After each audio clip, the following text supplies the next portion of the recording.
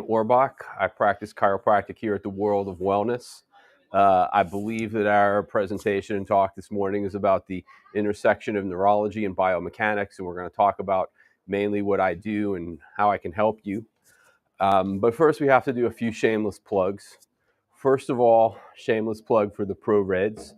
I'm strong. I'm strong. I can get through my day doing some physical work, and I work out, and I participate in Underground Fight Club, but I can't talk about it right now, wherever. Um, I do physical things, but my voice is not. I get chapped and parched pretty quickly and easily, so I'm constantly sipping on my Reds while I talk, and in the end, the people who know me best tease me about having a cute little red mustache. But it's all about the Reds. Shameless plug for IT savant Phil, who's helping me out, or has helped all the speakers out today and all week long, who are working with the technology in this new modern age. We can broadcast to the whole world if you guys want to tune in. So here we are, but we couldn't do it without IT savant Phil. And the next big shameless plug, I guess, is going to be about me and what I do here. As I mentioned, my name is Gideon Orbach. I practice chiropractic. I've been practicing for a little over 20 years. I went to Cleveland College in Kansas City, Missouri.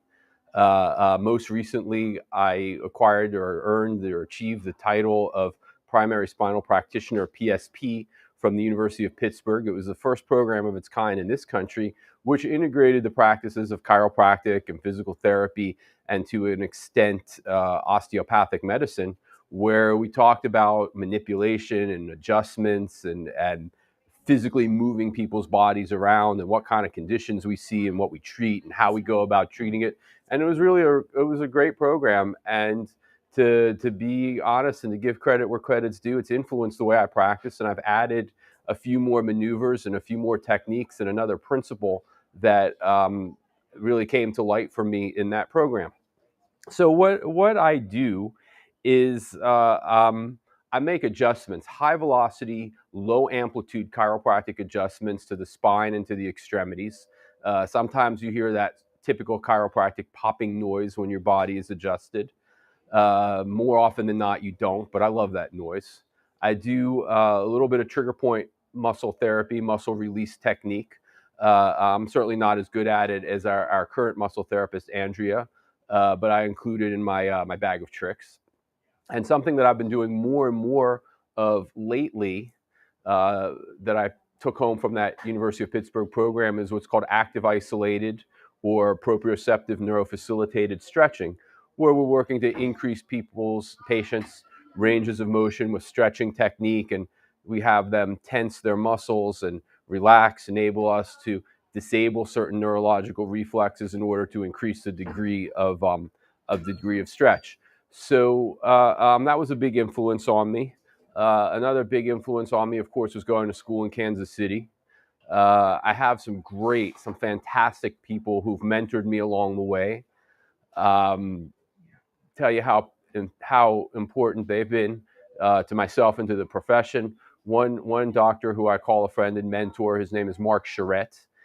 He was actually awarded, without even applying for it, he was awarded a license to practice chiropractic in Australia.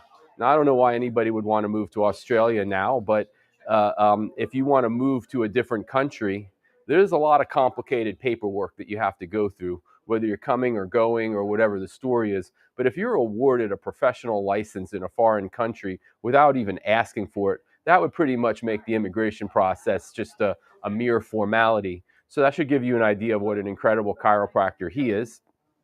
I've worked with the Motion Palpation Institute for many years. Those are the people who taught me how to assess and adjust the spine, some extremity work as well. I've worked with Dr. Ken Erickson and Dr. Ted Carrick. You might recognize the name Dr. Carrick. He was Sidney Crosby's chiropractor when Crosby was having all his concussion problems in the earlier 2000s. Those guys focus on neurology, and I like to think that what I do is taking a blend of everything that I've learned from those distinct organizations and combining it in a way to make the techniques and the maneuvers and the principles all synergistic. And the reason I've been able to do that is the why. Why do I do what I do? Why do I make these adjustments and manipulations? Why am I giving condition-specific nutritional advice. I mean, I don't consider myself a nutritionist anywhere nearly to the caliber of Jeffrey Nisnik, who you've heard earlier today, to Joe Messina, who speaks throughout the Wellness Week. But I do condition-specific nutrition with you. I teach low-tech rehab, low-tech exercises. You don't need equipment. You just need to move your body in specific ways. Why do I do these things? Well, I constantly want to stimulate the brain. What we're looking to do in all of these instances, using all of these techniques, using the nutrients that I favor with my patient population, what we want to do is we want to stimulate the brain. Have you ever heard the expression, it's all in your head? Have you ever gone to a doctor's office and they were unable to determine what was wrong with you? They were unable to come up with a diagnosis. They were unable to come up with a plan. They sent you off to a different doctor, and the next doctor struck out just as mightily, and you find yourself trapped in the system, moving from one office to another office, never getting an answer. And then finally somebody says, well, it's all in your head. Have you ever had that experience? Do you know people who've had that experience? Have you heard this story before? Of course, we all have. And you know what? It's true. It's all in your head. What we're looking at here is how can we influence the brain in order to use it to our best advantage in order to achieve a better level of health. There it is, as simple as that. The brain is in my head. I'm trying to stimulate the brain in order to become healthier. So with that in mind, let's first of all find some common ground. What does it mean to be healthy? Is there anybody here? This is a workshop, so you're welcome to participate. If you're live and in person here, you're welcome to chime in. If you are out in the world participating with us via Zoom or via Facebook or YouTube, IT Savant Phil will be monitoring the screen. If you have questions, comments, even moral outrages, feel free to participate via the technology. But anyhow, usually in a pre-COVID world when we had dozens of people here present, this was a point where the conversation really got lively, where people would talk about, well, what does it mean to be healthy? And my definition of the word health and healthy means having the ability to recognize, interact with, adapt to, and overcome your environment, both internally and externally. So my internal environment is my neurochemistry, my biochemistry, my ability to digest my food, my brain's ability to send messages to my heart, to convince my heart to beat in a rhythmic, symmetric impulse manner. My brain sending messages to my digestive tract to say it's time to digest this food. Let's start absorbing the nutrients. Let's start absorbing all the value that comes out of this delicious water mixed with Pro Reds.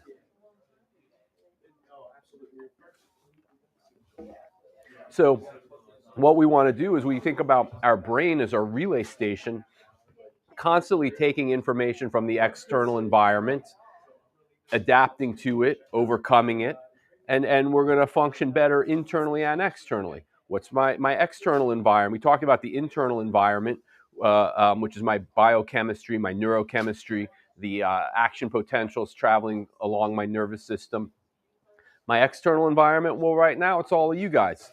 I'm pretty safe tucked in this corner here behind the in front of the camera, doing a presentation. I don't think anybody's going to be able to bump into me or knock me over without me seeing them coming. I got the wall behind me for some backup. I'm good. But what if you're out in the open somewhere? There could be danger coming from any direction. You have to be aware of it. That's your external environment that you have to recognize, adapt to, and overcome. So I'm interested in function. I'm interested in the way joints move. I'm interested in the way muscles and joints and the skeleton move together.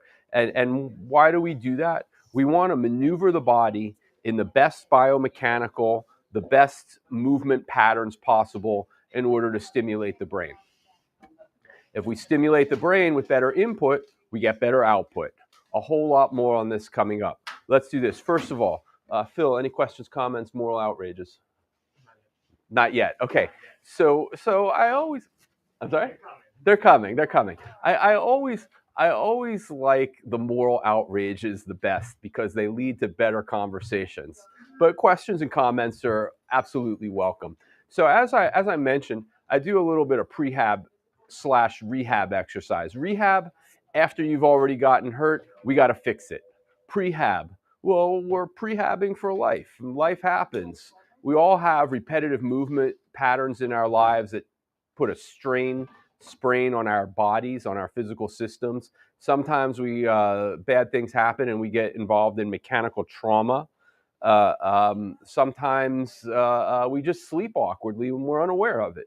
So what we want to make sure that we're doing is we're putting our bodies in the best position advantage in order to account for the repetitive hard stuff that might be coming along down the road, and to be able to repair ourselves as easily as possible when problems arise. So let's do this. Rehab, prehab exercise number one. We've all got to be good breathers. Every single cell in your body, every single metabolic function, every single chemical event that occurs in your ability to digest your food is a chemical event. Our ability to have this conversation is a chemical event. Your ability to come into our wellness center or walk to the back, pick out the supplements that you're interested in, buy them and benefit from them. Those are all chemical events. So every single event in your body is oxygen dependent. And let's not forget that this is a chiropractic clinic, and I see patients who have mechanical dysfunction, which we're working to correct all day long. And one of the most often things that I see, regardless of people's symptomatic complaint, is that their bodies, their rib cages are not expanding and compressing, their heads and necks are not up enough.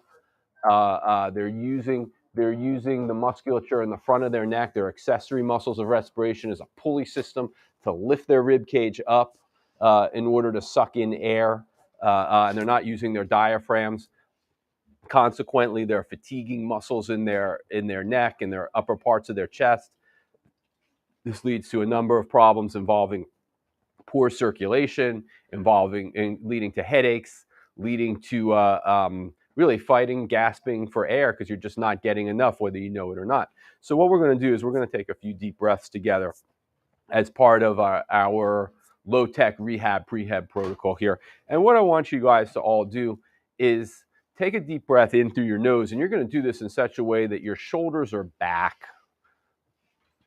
and my abdomen is long. I'm tall in my torso, from my belt buckle to the bottom of my chest. I'm stretching myself up and I'm throwing my shoulders back. And now I'm in really, really good advantageous posture. I'm going to take a big deep breath in through my nose, and I'm going to feel my shoulders coming backwards, not up. I'm not shrugging my shoulders. I'm bringing my shoulders backwards. And I feel my chest expanding, and I feel my abdomen expanding. And now I'm going to blow that air out through my mouth. And let's do that again. We're going to really focus on our posture. That little string is coming down from the ceiling, lifting the top of our heads up. We're long in our torso. Our shoulders are back. And we're going to take a big deep breath in through your nose without breaking posture. Torso is expanding. Shoulders are rotating backwards. We're holding it. Our diaphragm muscles are engaged, and we're going to blow out through our mouths. Very good. One more time. Big deep breath in through your nose, employing excellent posture. We're long in the torso here, long in the abdomen, holding our big deep breath and blowing out through our mouths. Okay. Questions, comments, moral outrages. Anybody feel a little bit invigorated? Good. We have an audience participant. Shameless plug for this guy, who also he feels a little bit invigorated after taking these couple, 3 deep breaths. Now, in a pre-COVID world, we had literally dozens of people here doing the exercise together. And in the past, I've heard people say, well, I feel fatigued, or I feel like I'm going to yawn, or I feel, well, you're exercising, you're using muscles in a way that you're just simply not used to. And I don't give lectures. I don't beg. I don't plead. I don't hard sell. I mean, I'm putting it out there for you. If you find yourself fatigued after taking 3 deep breaths, that might be a sign that you're using the wrong muscles to breathe, and you should do this as an exercise every day, and you should reinforce your body moving, your body mechanics the way it was designed for. Uh, um, Another thing I like to do is work with the subconscious mind, and we like to make people feel empowered. And your conscious mind, you're very acutely aware of what's going on in your world. If you're having pain or anxiety, or if you're having physical problems, you know it. In your subconscious mind, your brain is communicating with every single cell of your body every moment in time. Your subconscious mind is a huge world compared to your conscious mind. We process about 50 trillion bits of information 3 trillion bits of information per second. I'm sorry, 3 trillion bits of information per second, and about 50 of them are conscious. So 3 trillion minus 50, that's what's going on subconsciously every moment in time with you. So we want to take advantage of that, and we want to program our subconscious minds to be as advantageous towards our good health. Remember, that means recognizing, interacting with, adapting to, and overcoming our environment, both internally and externally. So what we're going to do is we're going to feel powerful now. I want everybody who's physically capable, please stand up. I want you to spread your feet to wider than shoulder width apart.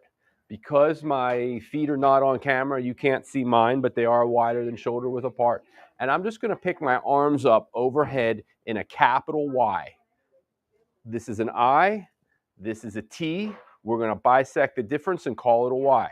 I'm spreading my fingers as far apart as possible, and I'm reaching for the spot where the ceiling and the wall meet on opposite sides of where I'm standing. So I'm just going to hold this position for a long moment in time. I still have my shoulders rotated backwards and down. I am still tall in my abdomen, long in my abdomen, stretching this distance to make myself as long as possible. My head is still being suspended from a string on the ceiling, maintaining the integrity of my perfect posture. While I'm holding this position, let's combine a few things and take another deep breath. I'm in through my nose, I'm holding in my abdomen, 1,001, 1,002, and blow out through your mouths. Let's do one more. Big deep breath in through your nose. Hold, 1,001, 1,002, and blow out through your mouths. Okay, feel free to relax and set your arms back down to a much more comfortable place. If you want to have a seat, have a seat. If you want to have a sip of your delicious Pro Reds, go for it. Okay, so I treat a lot of patients. I see a number of people.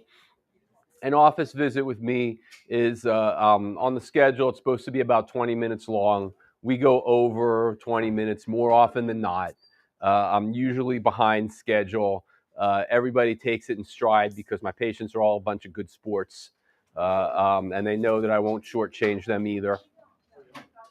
But one of the reasons why I'm a little bit further behind than I should be is in between patients. Very often, I'm going to go hide in my office and I'm going to take more than 30 seconds, maybe as much as a minute, and I'm just going to stand in my power position, feet wide, arms and shoulders wide, taking up space, taking a couple of deep breaths, recentering myself, feeling like, all right, I'm going to reprogram my body because the next person, I'm going to reprogram my body and my mind because the next person that comes in is their own unique individual entity. And I got to be prepared for this. And I got to let the last person go and be ready for the next person. Ready for another shameless plug? That's one of several tricks that I do to keep myself focused, grounded, centered, present time conscious. I'm doing another workshop tomorrow, and we're going to talk more in detail about that tomorrow. And we're going to talk about why I decided to make this presentation standing instead of sitting.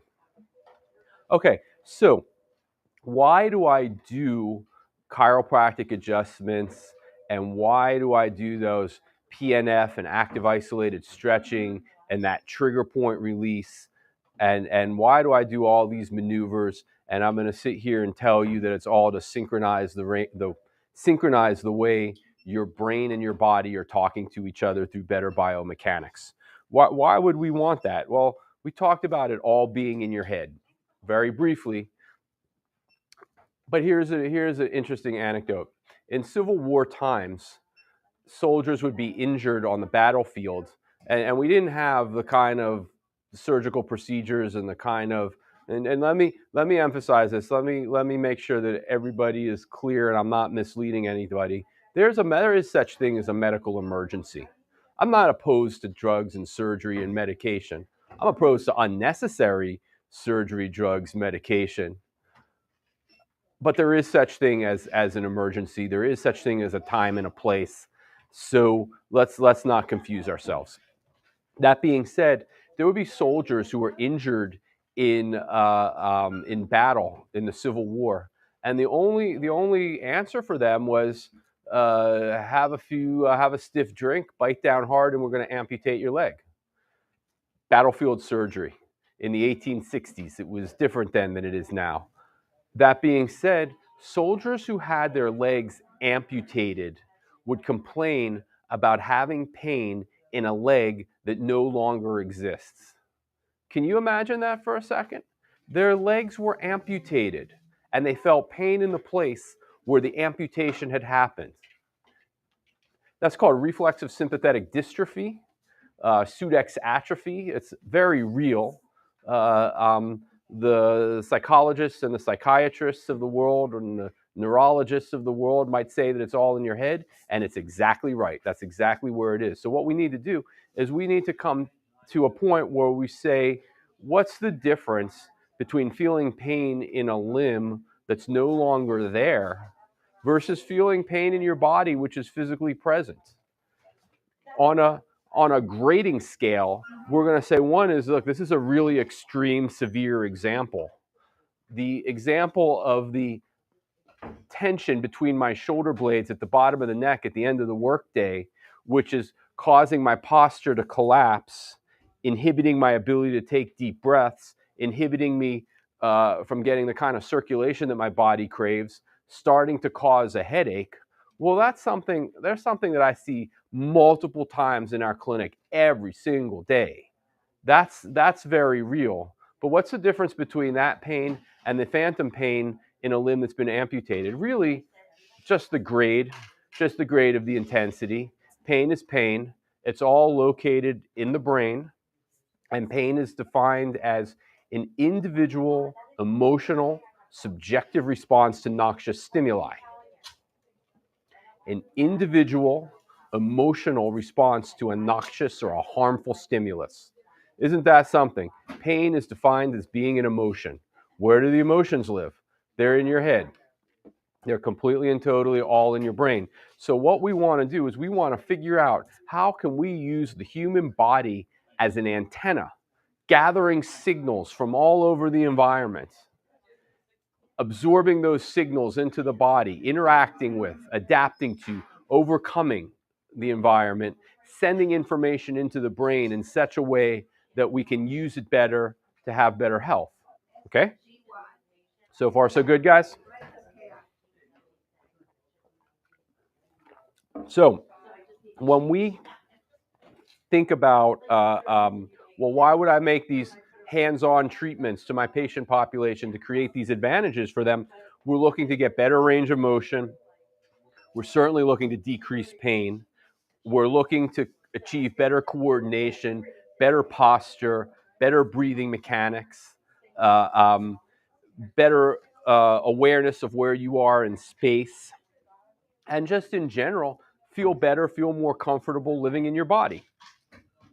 So, if we can do that by maneuvering the body around, by making adjustments, by coaxing, forcing muscles to lengthen, to come out of spasm, by using trigger point muscle therapy to put pressure on muscles, to compress them, to get them to expel the metabolic toxins that build up in those muscles, by literally adjusting or forcing joints to move in their patterns, we're changing the way the nervous system is capable of interpreting the environment. Now, the skeleton has certain movement patterns that it's just supposed to make. When I'm assessing somebody's spine, I want to see a domino-like, wave-like movement. If I press on their sacrum or the top of their tailbone area or their pelvis, and I give that sacrum a good push. I'm using, by good push, I might be saying maybe 5-10 pounds of pressure, which is hardly anything into a bone, even on a small child. What I want to do is I want to trigger movement in the bone above it, and I want that bone, the fifth lumbar vertebra, to trigger movement in the fourth lumbar vertebra, and so forth on up the spine. And I'm just going to walk my fist up and down somebody's spine and just feel the way their spine moves. Do they have that domino-like one movement triggers the next one characteristic of their spine? If so, it's good. We're going to leave it alone. If not, those are places where we're going to come back and ask why. Is it because the muscle is pulling too tight in the opposite direction? Is it because the muscles are too full of trigger points that have to be resolved? Is it because the ligaments of the spine have become so tight that the spine is going to actually have to be physically adjusted or coaxed into that movement pattern? We do the exact same thing with the feet. The foot is an architectural marvel. It's a spring-loaded shock absorber. It has to move on this plane, it moves on this plane, and it compresses and expands all at once as we walk along. So there are 206 bones in the human body. There are 28 of them in each foot. So that should tell you how important or how intricate the foot is right there, without even discussing or beginning to acknowledge the muscular components of what goes on in the feet. So we're making these assessments all the way through the body, through the spine, through the feet. Those are the big ones, but we don't neglect shoulders, elbows, knees either.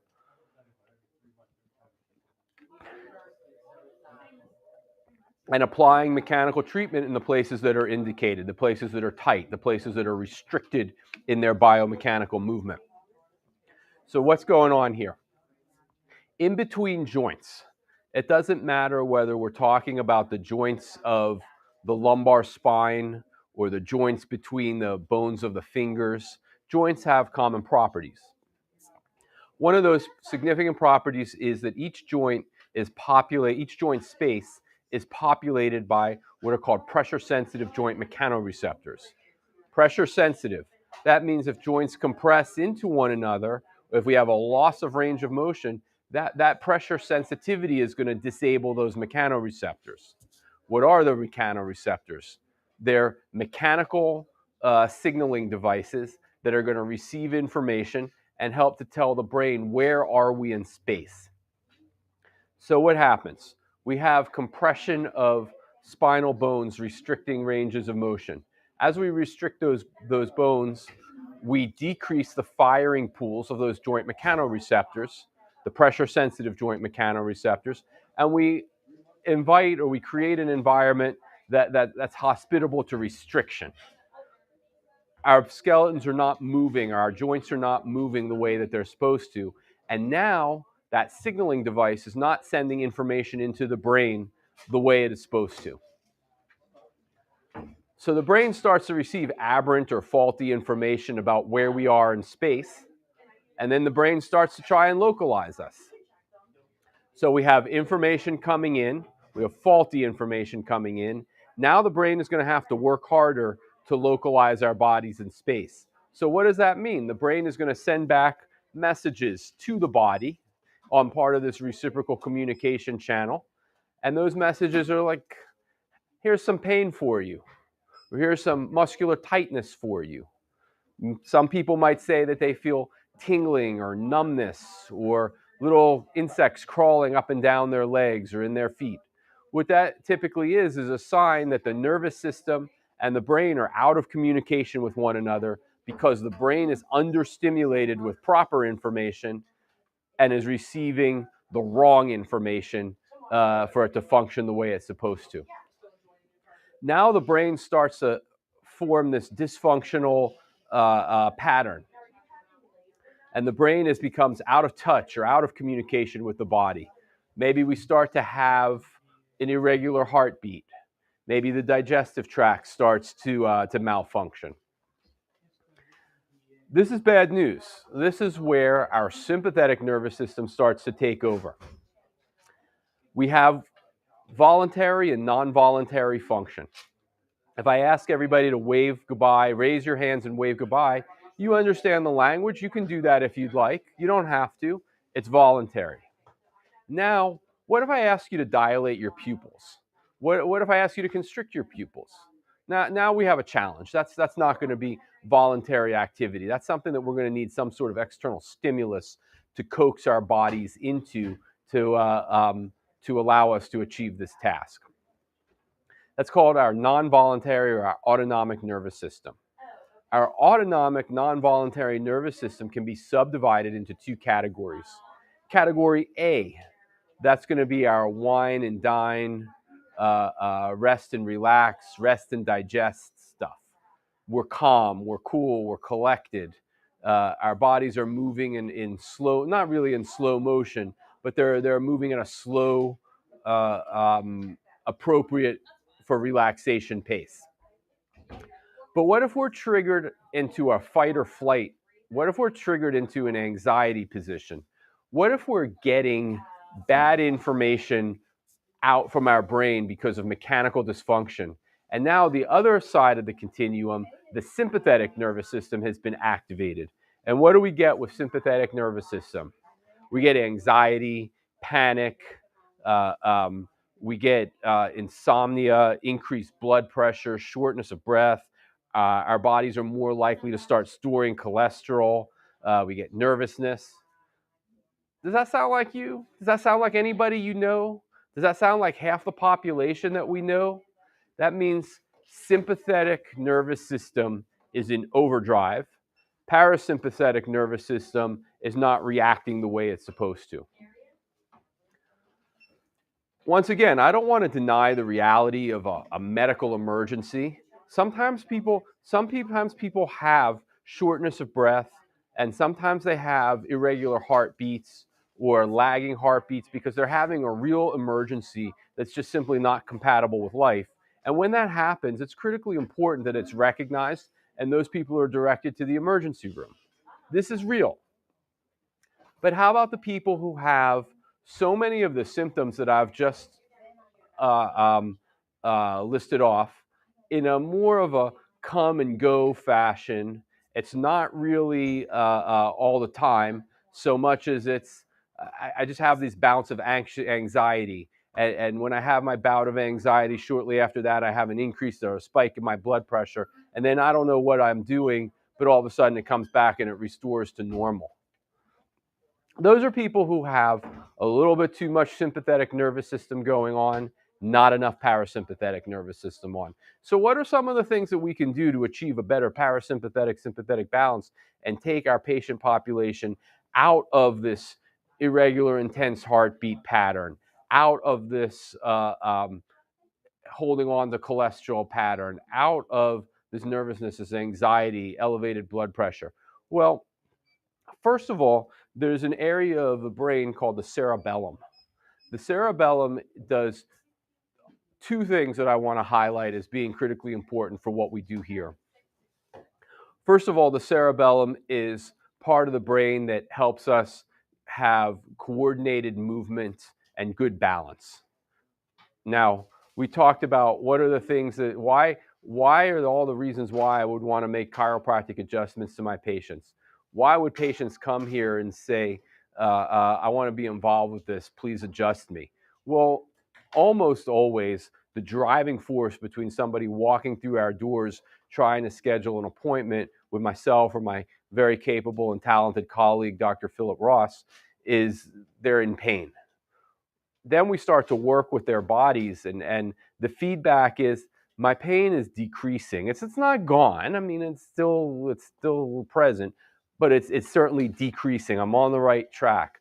And I've noticed that like some of that anxiety, that jitteriness that I've had is also diminishing.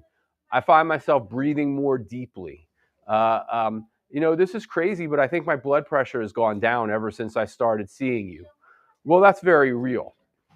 The cerebellum works on having good coordinated movement patterns, and it also fires to decrease the sympathetic nervous system and inhibit the sympathetic nervous system and allow the parasympathetic nervous system to become more prominent and more assertive in that person's body in that moment in time. Questions, comments, moral outrages? All right, well then I must be doing a good job of making myself clear, because in the past people have had a lot to question about this concept. Okay. Now, let's take a quick time out from what we're doing and let's repeat something that we can do to stimulate our own cerebellums, things we can do for ourselves. The cerebellum is highly, highly sensitive to oxygen. In fact, if you, I know this had never happened to anybody that I'm speaking with or speaking to or listening in on, but if you watch enough TV, I'm sure you've seen somewhere in the crime drama family, the police officers do a field sobriety test, checking drivers to make sure that they have not drunken too much alcohol to be capable of driving.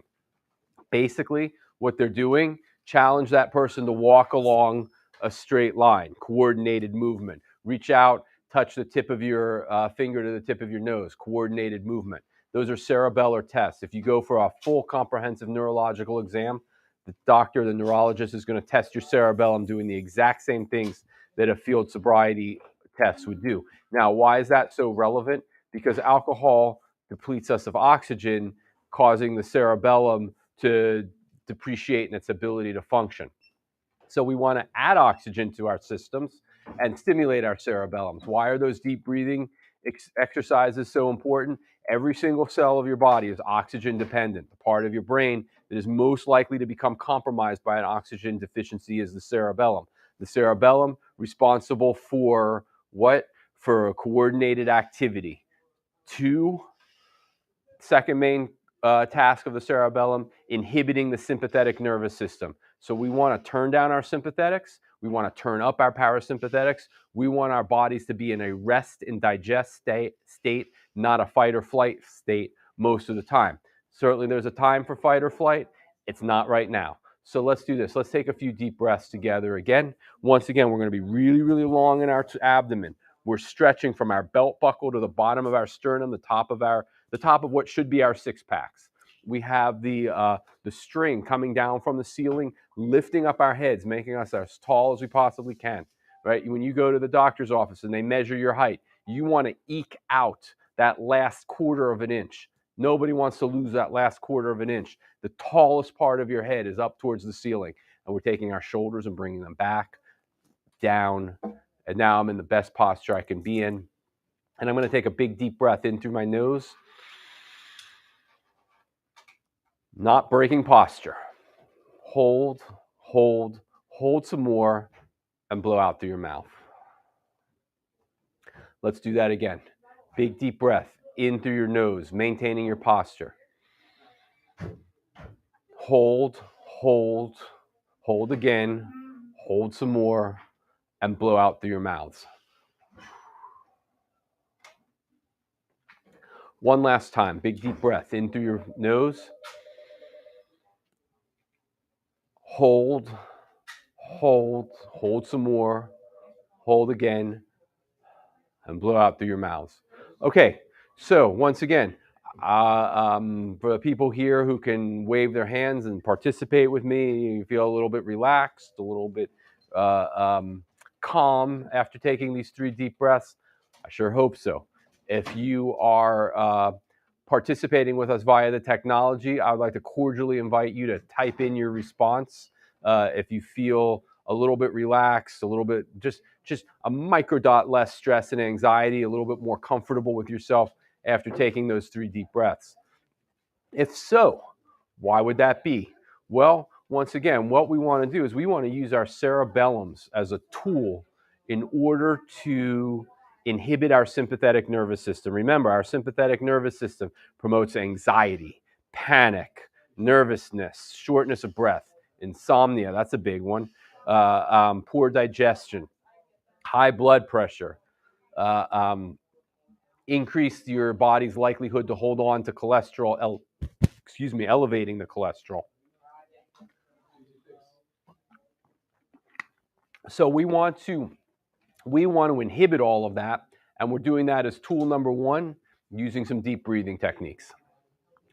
Tool number two, this is what I can do for you. When you have your chiropractic adjustments, we talked about those pressure-sensitive joint mechanoreceptors and how they provide such a strong influence in the brain. Good researchers, people who use tools and scans and electronic scanning devices, and they study the neurology at university levels, not people like me. I read these studies and report the facts back to anybody who will listen. I don't conduct these studies. I'm a clinical guy. The research guys, hats off to them. Major shout out for the research people. Have generated so much information and so much data about how adjustments and manipulations affect the brain, to the extent that the University of Pittsburgh Physical Therapy Department, that's where I did my PSP classes and certification through, they receive 8-figure grants from NIH in order to National Institute of Health in order to study this. If the National Institute of Health is giving you a grant of more than $10 million, they want answers. They want what Joe and Jamie show, talk about the truth and whether or not you can handle the truth. This is important stuff, to the extent that the National Institutes of Health are funding studies to go into much more detail and much more intricacy and much more of the why than I'm capable of giving to you right now. But these chiropractic adjustments, what we know is the joint pressure sensitive mechanoreceptors fire because the joint has been moved. They send information through the nervous system into the spinal cord and up to the brain, stimulating multiple areas of the brain. The two big ones that are stimulated, one is what's called the somatosensory cortex. That's the area where the brain receives sensation from. So if you're listening to music, that fires into the somatosensory cortex. So if you're listening to music, what's happening is the musicians are generating sound waves. Your body is absorbing those sound waves through a similar set of mechanisms. It's bringing those sound waves into the somatosensory cortex, and the somatosensory cortex is telling you the music you hear. Chiropractic adjustments are creating very similar effects, bringing information to the same area of the brain and telling your body, where are we in space? We're stimulating the brain to figure out where the body is and how to move more efficiently. The other thing that's happening, the other principal thing that's happening, is those same chiropractic adjustments are stimulating the cerebellum. Once the cerebellum is stimulated, one, we're going to have better coordinated movement. That's for sure. The second thing that's going to happen, we're going to inhibit the sympathetic nervous system. So that anxiety, that panic, that nervousness, that insomnia. Here's a pro tip from a good neurologist. No, not me. I'm reporting the facts that somebody else studied. If you're somebody who has a difficult time falling asleep at night, why don't you take a few deep breaths and do that deep breathing exercises that we all did together a few minutes before you go to bed, just to start using your cerebellum as a tool to calm your sympathetic nervous system down, to make sleepful, restful night's sleep just a little bit easier to achieve. Shortness of breath, that poor digestion, the holding on to cholesterol, the poor, elevated, inconsistent heartbeat. These are all things that the cerebellum is going to fire to help to suppress. The chiropractic adjustments, in conjunction with the muscle therapy, in conjunction with the stretching, these are all things that we're looking to help give your body the tools to protect yourself against, in order to combat and to overcome. Okay, so now here's some bad news. Pain is a product of dysfunction. We have maybe sprained an ankle. Maybe we went for a jog in a pair of shoes that was just inappropriate and too tight. Maybe we've done something to compromise the foot and the mechanics, the proper biomechanics of the foot, and we're not getting that compression and expansion the way it should. Now the foot is starting to send information into the brain saying, we have a mechanical problem here that the brain is going to interpret as pain, a painful phenomenon. All of that pain that comes back, that messaging that comes back from the brain saying we have pain here, travel on nerve fibers that are called C fibers. Everything has a name. There's no vocabulary test later. They just happen to be called C fibers. C fibers are pain nerves. Every nerve forms a synapse. That means where two nerves come together and the message is continuous throughout the nervous system from one synapse to the next. So we have pain traveling along a C fiber, coming to a synapse, bouncing to the next C fiber. And what happens is nerves form synapses with other nerves that are of the identical diameter. So C fibers are all the same size. Now, the sympathetic nervous system travels along, that information travels along nerves that are an identical diameter to the C fibers. So when we have our sympathetic nervous system dialed on too hard, there's too much intensity of sympathetics, the sympathetic nervous system is forming what's called an EFAPS, an artificial synapse with the C fibers. So we have this pain phenomena that triggers our sympathetic nervous system, and the sympathetic nervous system reciprocally stimulates the pain fibers. So we get caught in this cycle. Now, here comes my last shameless plug of the day.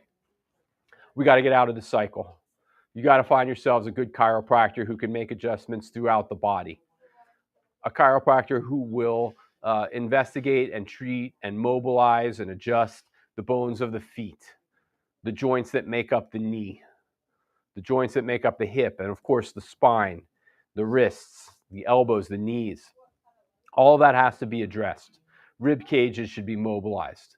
You got to find somebody who can assess and correct all of those faulty mechanics, keeping your joints fully mobile in order to excite the joint mechanoreceptor population, which in turn stimulates the cerebellum, which in turn will inhibit the sympathetic nervous system.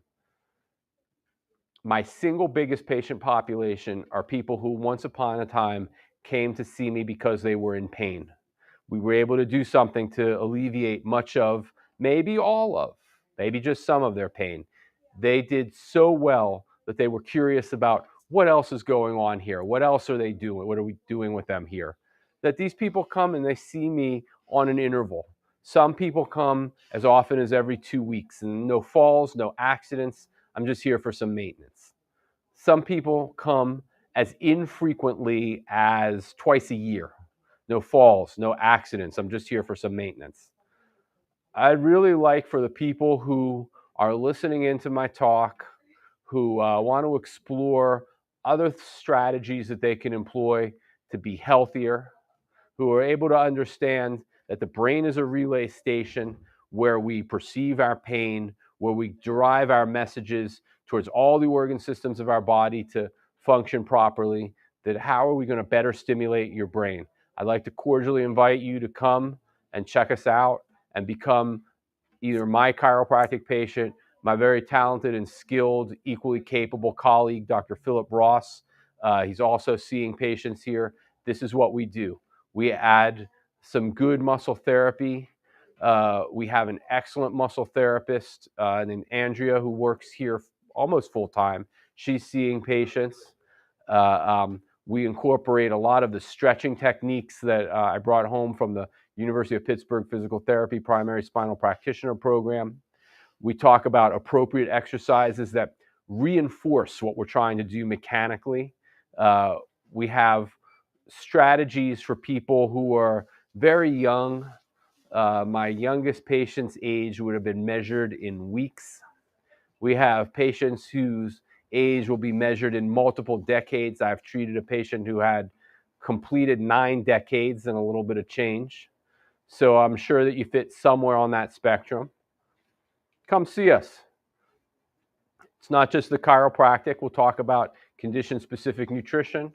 If you have nutritional challenges that extend beyond musculoskeletal, neuromusculoskeletal dynamics, we have a very talented group of people: Joe Messino, Jeffrey Nisnik.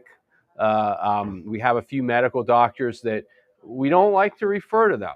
We prefer not to, but they're in our Rolodex for a reason, because sometimes people have those red flags that really require medical intervention.